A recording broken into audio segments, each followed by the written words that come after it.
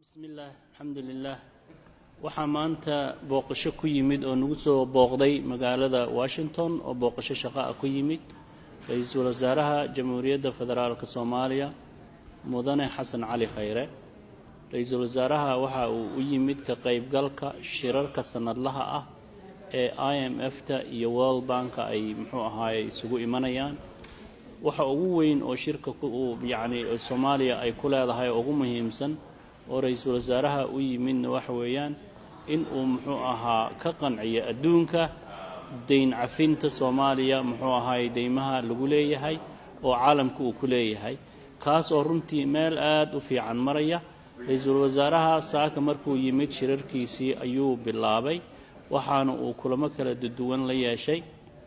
wufuud wada jir ah oo caalami ah iyo kuwa gooni ah oo dawladaha ahba dawladda Canada ayuu shir la yeeshay waxa uu kale oo shir la yeeshay madaxweynaha World Bank waxa kadibna uu shir la yeeshay dawladda Mareykanka hay'adaheeda State Department-ga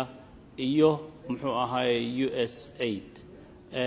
galabta ra'iisul wasaaraha waxa uu leeyahay waxa uu kale oo la kulmay dawladda Ingiriiska delegationkeeda halkan ama wafdigeeda oo ayaga ahaan doona dadka shirkan shir gudoonka iska leh dhici doona galabta oo Soomaaliya looga hadlayo oo round table-ka ah galabta ayuu shirka dhici doona caalamka dhanba ayaa isugu iman doono ra'iisul wasaarahana waxa aan ka filaynaa inuu khudbad dheer oo arinta ku saabsan uu meesha ka jeediyo waxa kale oo ra'iisul wasaaraha ka soo horeeyay wasiirka maaliyadda ee dawladda federaalka Soomaaliya iyo gudoomiyaha bangiga dhexe iyo wufuud ay hogaaminayeen oo ayaga maalmahanba ra'iisul wasaaraha magaalada uga soo horeeyay oo shirar kala duwan oo ku saabsan waxa uu ra'iisul wasaaraha arrimaha uu yimid oo halka ka sii waday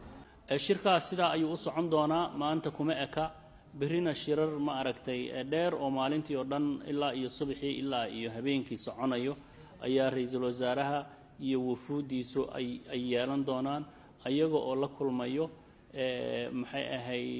wasiirada maaliyadda ee wadamada G7-ka la yiraahdo ama toddobada